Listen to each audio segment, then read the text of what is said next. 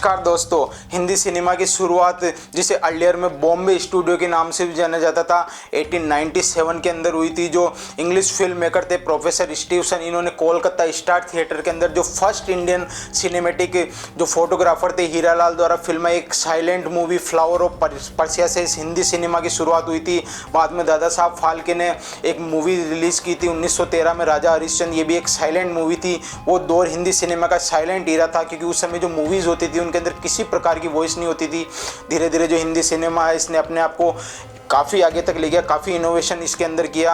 और उसके बाद जो इस साइलेंट एरा से निकल के ब्लैक एंड वाइट और कलर फोटो के साथ जो हिंदी सिनेमा इसने अपने दर्शकों को काफ़ी अट्रैक्ट किया।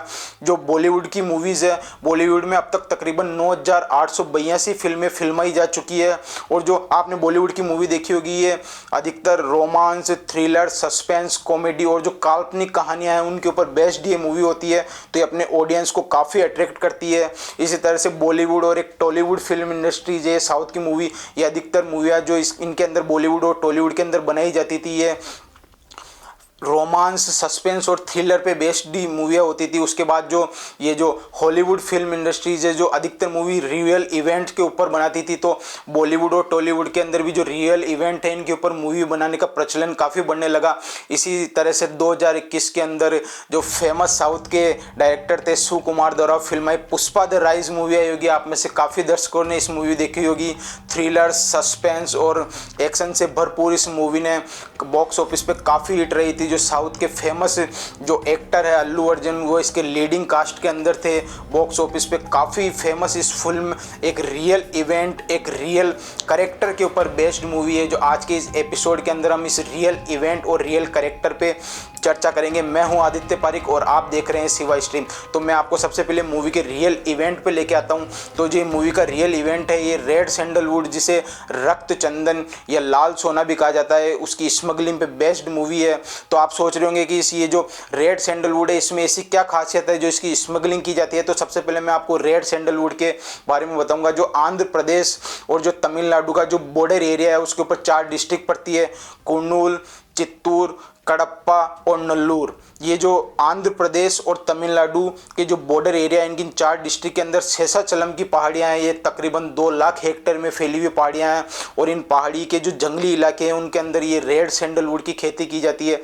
तो ये जो रेड सैंडलवुड का पौधा होता है ये 10 से 15 मीटर लंबा होता है। और इसकी सबसे बड़ी खासियत ये होती है कि एक पैरासाइट कैटेगरी का पौधा होता है, यानी जो इसे जो भी जरूरी पोषक तत्व या जो पानी है ये अपने आप से ऑब्जर्व उन्हें नहीं कर सकता है। इसको ऑब्जर्व करने के लिए किसी दूसरे पेड़ या किसी दूसरे पौधे का सहारा लेना पड़ता है। और ये इतना हल्का होता है कि पानी में आसानी से तैर सकता है। ये जो लाल चंदन होता है, इसमें जो सफ़ेद चंदन होता है, इसकी तरह किसी प्रकार की इसमें खुशबू नहीं होती है। और इसकी इंटरनेशनल मार्केट में काफ़ी डिमांड है। करोड़ों रुपए के अंदर इसकी स्मगलिंग या इसको इंपोर्ट किया जाता है। और इसका जो इंपोर्ट करते हैं उसके अंदर China, Thailand, Singapore, gulf countries और चाइना है। और सबसे ज़्यादा इसको इंपोर्ट चाइना करता है। चाइना जो है उसमें जो ये रेड सैंडलवुड आज से ही फेमस या आज से ही पॉपुलर नहीं है। ये जो 14 से 17 सेंचुरी के मध्य अपन जाते हैं तो जो चाइना है वहाँ पे मिंग एम्पायर का साम्राज्य था। जो ये मिंग एम्पायर है ये इस रेड सैंडलवुड के काफ़ी दीवाने थे। वो रेड सैंडलवुड से बने वाद्य यंत्र, म्यूजिकल इंस्ट्रूमेंट, फर्नीचर और डेकोरेशन के आइटम हैं ये उनके बीच में काफ़ी लोकप्रिय था। यहाँ तक कि उनकी लोकप्रियता इस हद तक थी कि उन्होंने एक म्यूजियम, स्पेशल म्यूजियम बनाया था जिसका नाम रेड सैंडलवुड म्यूजियम था। उसके अंदर रेड सैंडलवुड से बने फर्नीचर और डेकोरेशन के काफ़ी आइटम वहाँ पर रखे जाते थे। तो ये रेड सैंडलवुड की अब अपन टॉपिक पर आते हैं। जो रेड सैंडलवुड है इसकी स्मगलिंग आंध्र प्रदेश और तमिलनाडु से कई कंट्रियों के अंदर इसकी स्मगलिंग की जाती है। स्मगलर अलग अलग तरीके से इसके स्मगलिंग करते हैं। वो इसका पाउडर बना के या इसके लकड़ियों के पीस करके इन्हें शिप से air by ship, by air, by road इसकी स्मगलिंग करते हैं। इंटरनेशनल मार्केट में इसकी काफ़ी ज़्यादा डिमांड है। आंकड़ों की माने तो जो इंडिया से रेड सैंडलवुड की जो स्मगलिंग होती है उसका 80 से 85% तक चाइना के अंदर इंपोर्ट किया जाता है। चाइना के अंदर इंपोर्ट करने का एक मेन रीज़न ये भी है कि चाइना जो इंडिया की तरह नेचुरल पैथी पे ज़्यादा बिलीव किया करता है।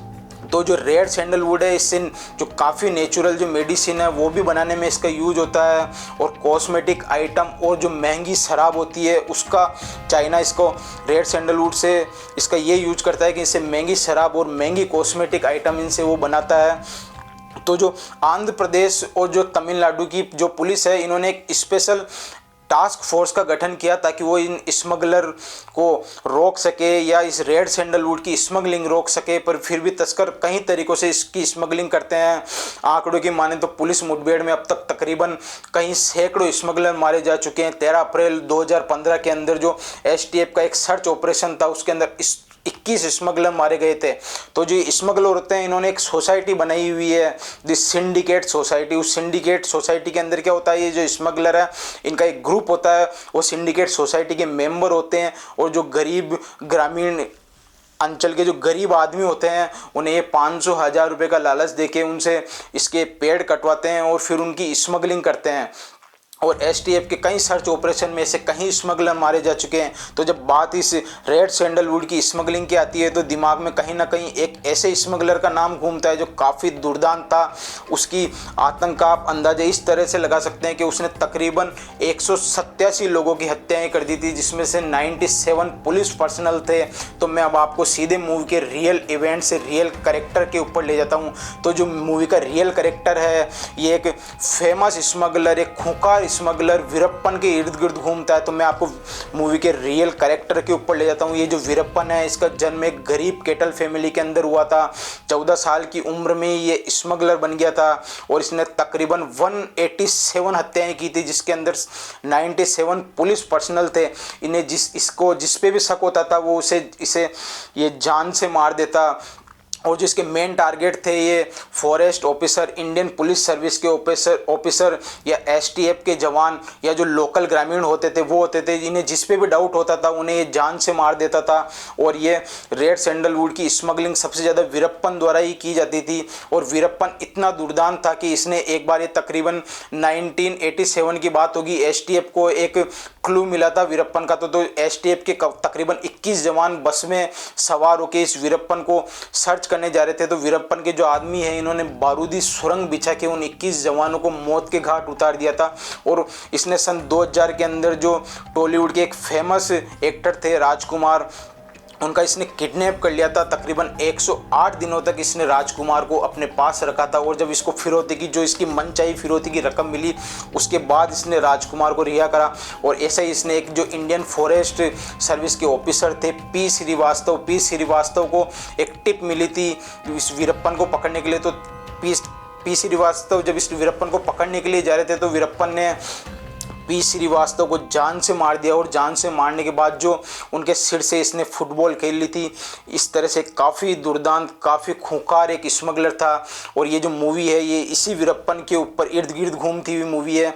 और वीरप्पन इतना शातिर, इतना चालाक था कि इसे जो पुलिस है, इसका जो एक तो इसकी सबसे बड़ी खासियत ये थी, जो इसका जो लोकल नेटवर्क है वो काफ़ी स्ट्रॉन्ग था। क्योंकि जो ग्रामीण होते हैं उन्हें ये आर्थिक सहायता या उन्हें पैसों से मदद या उन्हें डरा के धमका के रखता था। तो जो पुलिस की खबर होती थी वो ग्रामीण इसे पहले से दे देते थे और वीरप्पन वहाँ से फरार हो जाता था। तो पहले तो वीरप्पन धीरे धीरे जो अलग अलग स्मगलर थे उनके साथ मिलके स्मगलिंग करता था। और धीरे धीरे जब इसका वर्चस्व बढ़ने लगा तो ये उन सबसे आगे निकल गया। और ये जो रेड सैंडलवुड की स्मगलिंग है, इसके ऊपर वर्चस्व वीरप्पन का हो गया था। और जो सिंडिकेट, जो सोसाइटी इन स्मगलर द्वारा बनाई गई थी, उसका जो हेड है ये वीरप्पन बन गया था। और ये तमिलनाडु, आंध्र प्रदेश और कर्नाटक पुलिस के लिए सिर दर्द बन गया था। 1990 में इस वीरप्पन को पकड़ने के लिए स्पेशल टास्क फोर्स का गठन किया था। और तकरीबन वीरप्पन ने 1-2 दशक तक पुलिस को काफ़ी चकाया था, काफ़ी घुमाया था, पर ये पुलिस की गिरफ्त में नहीं आया।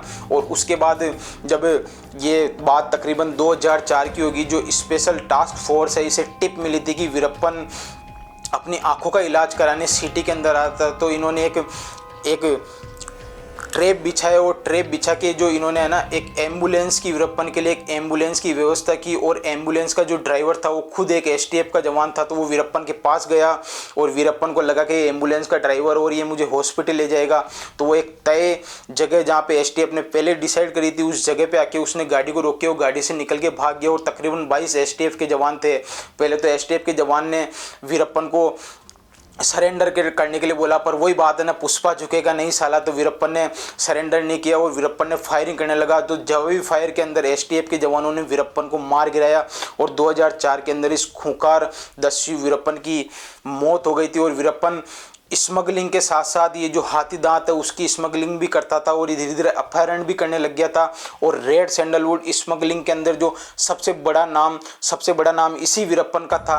तो आज का जो टॉपिक है ये पुष्पा द राइज मूवी के ऊपर है, एक रियल इवेंट और रियल कैरेक्टर के बारे में मैंने आपको बताया। और इसी साल पुष्पा 2 रिलीज होने वाली है। नमस्कार।